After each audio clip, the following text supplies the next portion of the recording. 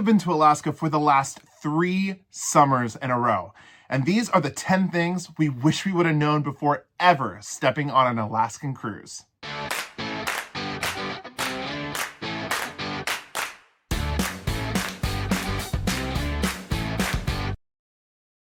Hey everybody, what is up? My name is Jordan and this is JJ Cruise. Thank you so much for tuning into the channel today. Today we're talking all things Alaska. Alaska has become one of the most popular destinations for cruise ships in the last few years, with more and more cruise lines adding more cruise ships to that region of the world. Like I said, Jared and I have gone there the last 3 summers. We actually took an awesome group of our JJ crew with us last summer, but there are some things that can really make or break your Alaska experience, and we're going to talk about those things here today. Before I get into it, I do just want to ask you to subscribe to the channel.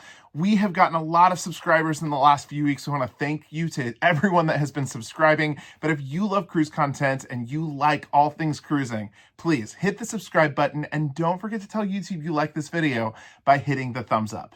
Let's jump into this countdown of the top 10 things we wish we would have known before ever stepping foot on an Alaska cruise.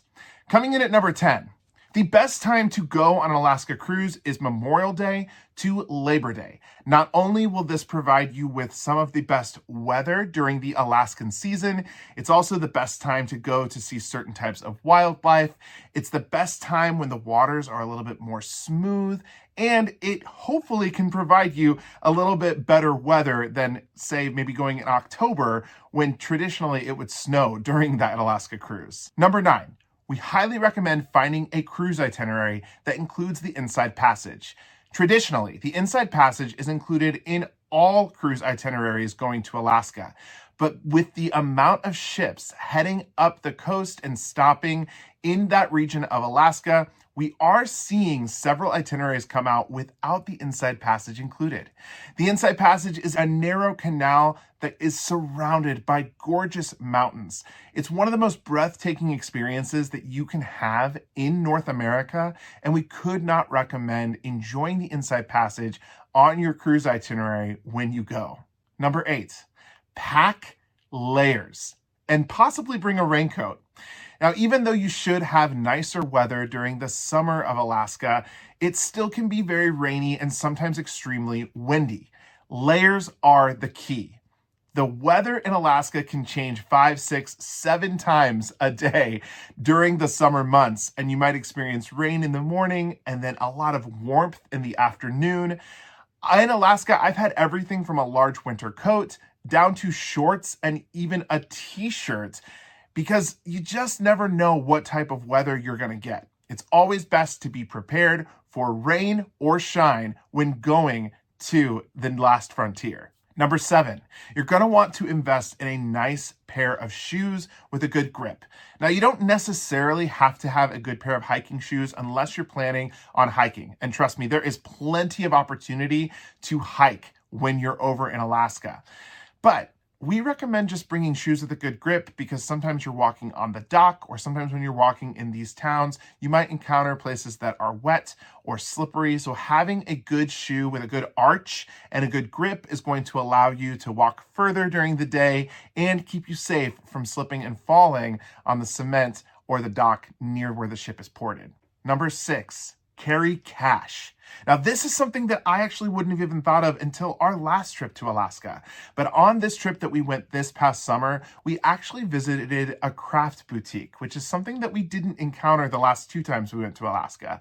This craft boutique had all kinds of really cool, unique gifts and souvenirs that were handcrafted by Alaskan locals and natives. And we actually ended up buying some things while we were there for friends back home.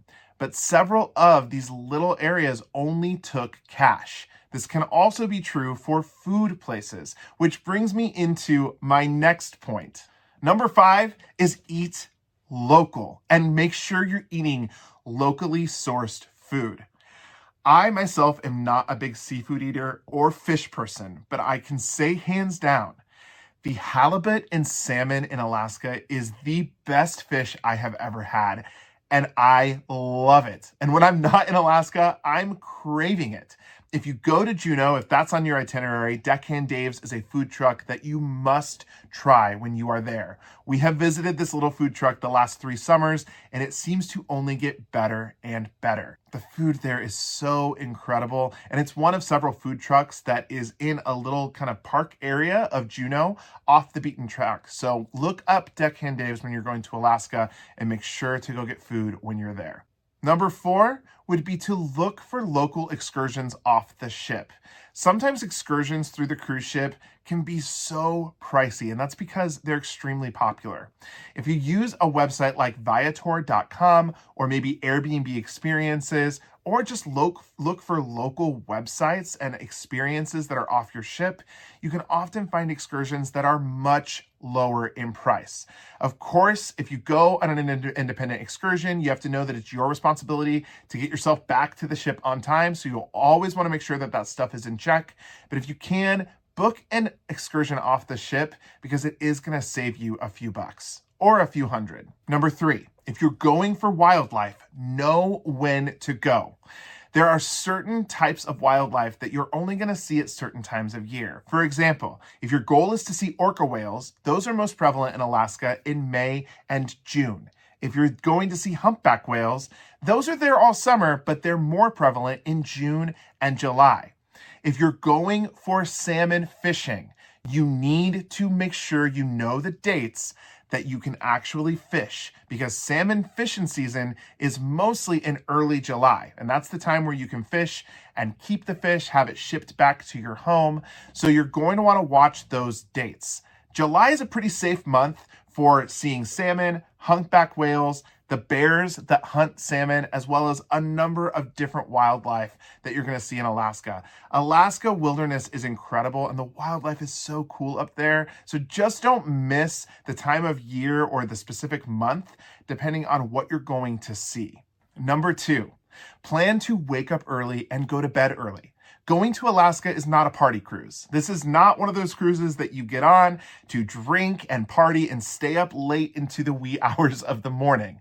This is a very different cruise from going on a cruise, let's say, out of Miami. There's so many beautiful things to see off the ship in the morning, especially sailing into these different ports. Typically, you're going to pass different glaciers and you're going to go into the inside passage early into the morning. So you're going to want to be awake and up, get that cup of coffee and go out to the upper decks and enjoy the incredible nature. Trust me, I am not a morning person, neither is Jared.